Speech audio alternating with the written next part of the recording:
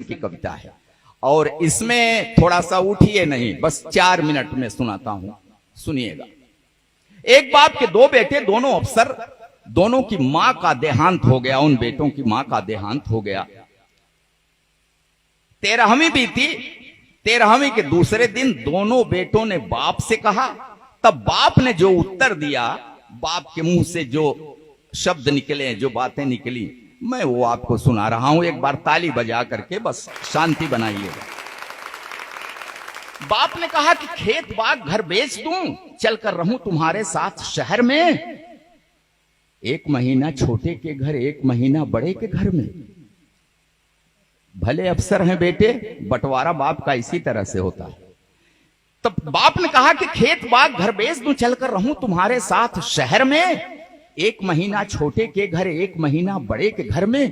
ठीक कह रहे हो मेरे बेटों, समझ में मुझसे बढ़कर हो तुम। मैं किसान अनपढ़ गंवार हूं, पढ़े लिखे हो अफसर हो तुम। कांधा अपनी मां की अर्थी को न दे सके, इसका गम है। नहीं आए थे जिस दिन दाह संस्कार हुआ। तब कहा बाप ने कि कांधा अपनी मां की अर्थी को न दे सके, इसका गम है। लेकिन 13वीं पर आए, ये एहसान क्या मुझ पे कम है? क्या बतलाएं, हमने तुमको कितने नाजों से पाला था। तुम दोनों को चमकाने में खुद को धूमिल कर डाला था। ढंग की शिक्षा के प्रबंध में दिन बीते कितने बेढंगे। किसी तरह सिर ढका अगर तो पांव रह गए अपने नंगे। तुम्हें जिंदगी मान लिया था, तुम्हें जिंदगी मान लिया था, इसी लगन में थके नहारे। हम कितने बेरंग हुए, तब सुर्ख हो सके स्वप्न तुम्हारे। स्वयं बेसुरे हुए तुम्हारे जीवन के संगीत की खातिर। कदम कदम पर हमें हारना पड़ा तुम्हारी जीत की खातिर। जीत मिली तो क्या बतलाएं, कितनी फूल गई थी छाती। लेकिन किस्मत ऐसी निकली, हार गए हम जीती बाजी। 3 महीने तक मां तड़पी, तड़प तड़प कर देखी रास्ता। मगर न आए उसके बेटे, एक व्यस्त दूजा भी व्यस्त था। पूरी काया कान थी उसकी, हर आहट को आंक रही थी। आंखों की बेचैनी पल पल दरवाजे को झांक रही थी। बीमारी उसका क्या करती, जीने की दृढ़ता थी गहरी। लेकिन अपने पन की टूटन शायद झेल न पाई ठठरी। मां करती रह गई प्रतीक्षा अपने बेटों के आने की। बेटे करते रहे प्रतीक्षा मां के प्राण निकल जाने की। अंतिम सांसों तक ममता की परछाई आंखों में देखा। पत्थर दिल वाले बेटों को पथराई आंखों में देखा। उम्मीदों की ढली दोपहर, एक कसैली सांझ हो गई। 2 बेटों की महतारी अंत समय में बांझ हो गई। उम्मीदों की ढली दोपहर, एक कसैली सांझ हो गई। 2 बेटों की महतारी अंत समय में बांझ हो गई। कभी स्वार्थी सगा न होगा, कितनी भी ऊंचाई छू ले। मां को भूले, बाप को भूले, बाप की तुम संपत्ति न भूले। जो भी पास है बेच के दे दूं, गांव छोड़ दूं, शहर चलूं मैं। कहां से अब विश्वास हो लाऊं, शहर चलूं और हाथ मलूं मैं।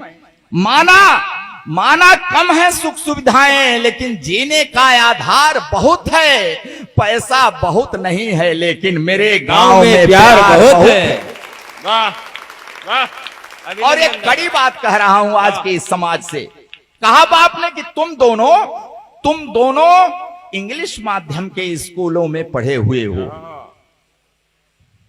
पछतावा हो रहा है उस बाप को, कितना कष्ट करके इंग्लिश माध्यम के स्कूलों में पढ़ाया। तब कह रहा है कि तुम दोनों इंग्लिश माध्यम के स्कूलों में पढ़े हुए हो, अंग्रेजी में बचपन बीता, अंग्रेजी में बड़े हुए हो। तो तुम जो यह व्यवहार किए हो, ये ताज्जुब की बात नहीं है। तुम जो यह बर्ताव किए हो, ये ताज्जुब की बात नहीं है। क्योंकि अंग्रेजी की किसी किताब में श्रवण कुमार का पाठ नहीं है। जिंदाबाद, अभिनंदन अभिनंदन।